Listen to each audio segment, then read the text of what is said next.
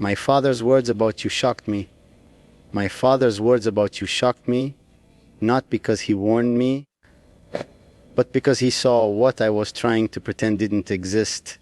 He spoke your name like it was a weakness carved into my bloodline, like a future mistake waiting to happen.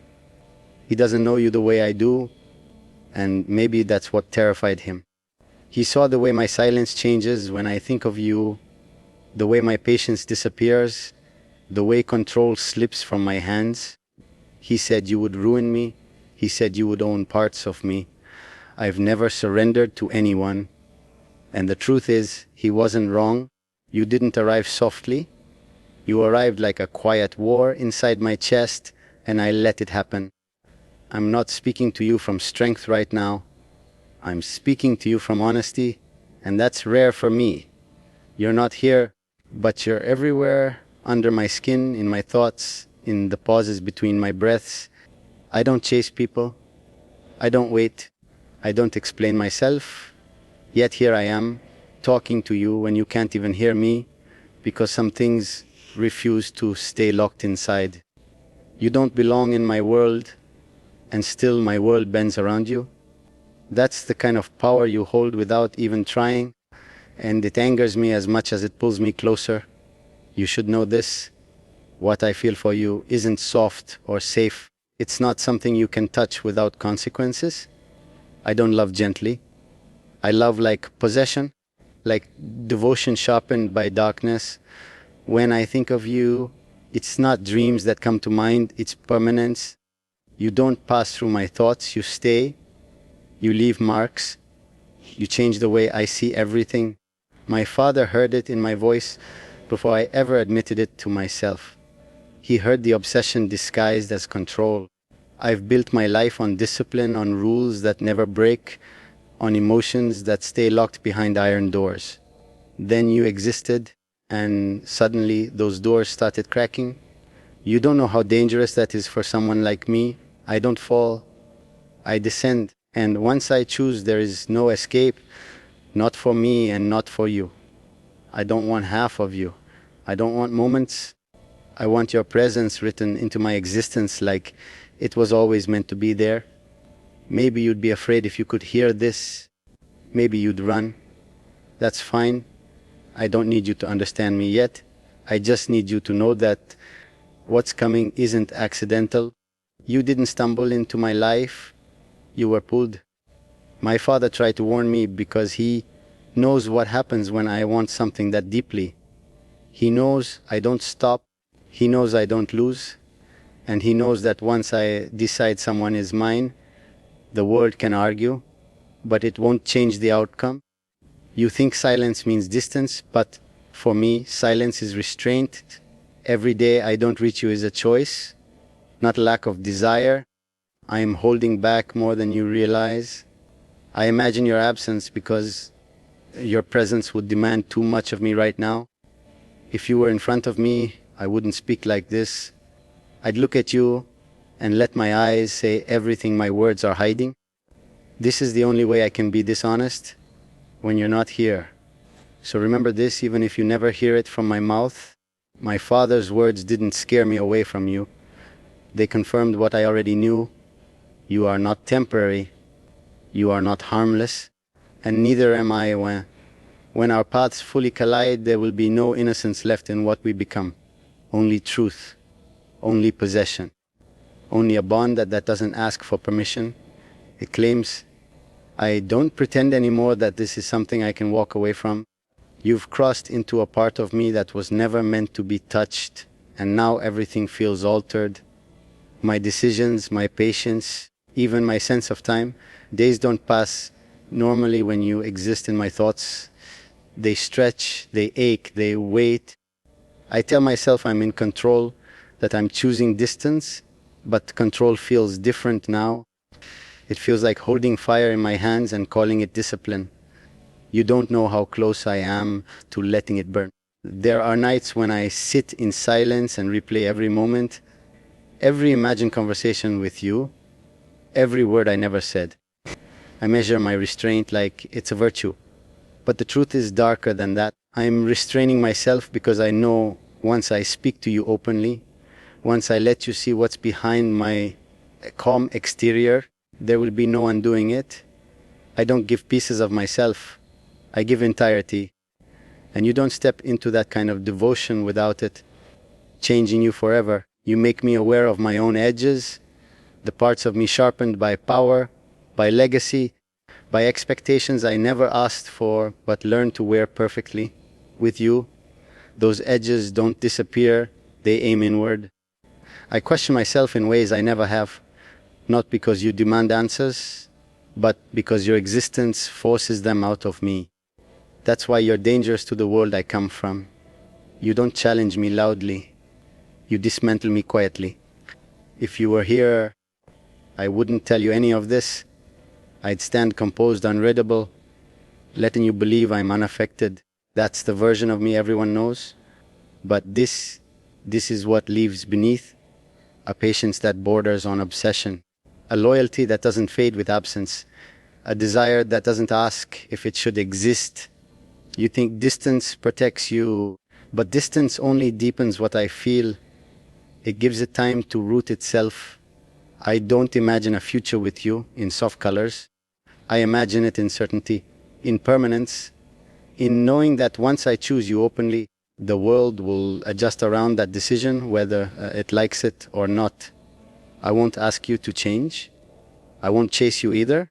I'll stand exactly where I am, and when you step closer, it will be because you understand that some connections aren't meant to be gentle, they're meant to be unbreakable. You should know that my silence isn't indifference, it's preparation.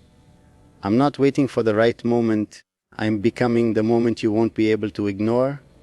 Everything I do now carries your shadow with it. Every plan, every move, every quiet calculation has you written between the lines. My father sensed it because men like him recognize inevitability when it's forming. When I finally speak to you face to face, this tone will disappear. There will be no confessions, no explanations, just certainty in my eyes and truth in my presence. Until then, these words stay with me, heavy and alive, because you are already part of me, even in your absence. And when absence ends, there will be no question left unanswered, only a reality neither of us will be able to escape. I don't soften my thoughts anymore when it comes to you. I let them exist as they are, heavy, deliberate, unapologetic. You've become the quiet constant in my mind, the thing I measure everything else against without meaning to. Power, legacy, loyalty, none of it feels complete now unless it passes through the idea of you. That's not romance. That's transformation. And I don't transform easily. When something changes me, it leaves scars, not memories. You are already etched there, deeper than I expected, deeper than I allowed. There's a part of me that enjoys the danger of this feeling, even if I won't admit it aloud. You don't tremble in front of me, you don't bow, you don't ask. Even in your absence, you stand equal to my silence, and that unsettles me more than resistance ever could. I've ruled rooms with a look, broken stronger wills without raising my voice, yet you unsettle me by simply existing beyond my reach. That kind of power is rare, and I don't destroy rare things, I claim them. I wonder sometimes if you sense it, this invisible pull between us. If you ever pause for no reason and feel watched, remember chosen, because choice is what this is. Not impulse, not obsession born from weakness. I chose you the moment you entered my awareness and didn't leave. I chose you every time I stayed silent instead of calling, every time I walked away instead of pulling you closer. Self-control isn't distance, it's delayed inevitability.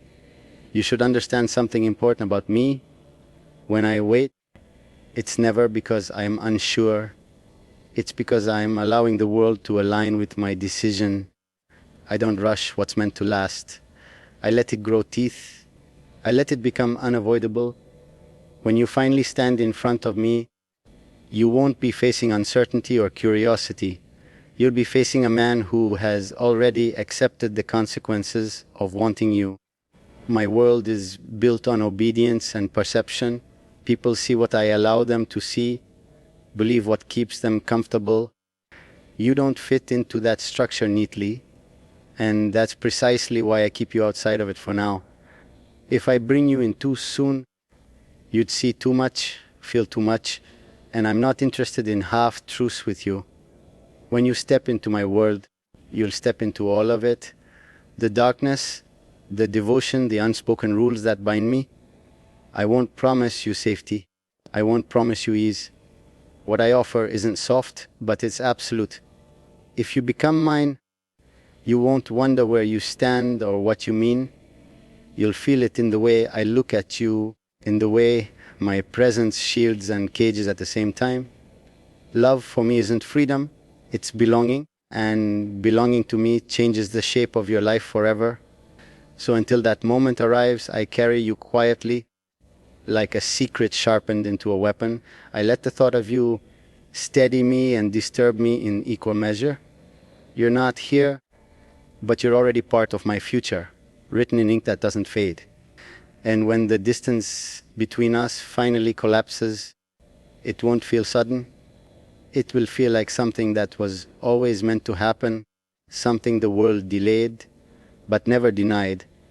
Don't imagine you as an escape from my world, and I don't expect to be yours. What pulls me toward you isn't weakness or dependency, it's recognition. You exist fully on your own, and still you occupy space in my mind like you were always meant to be there. I don't want to erase who you are or cage your life.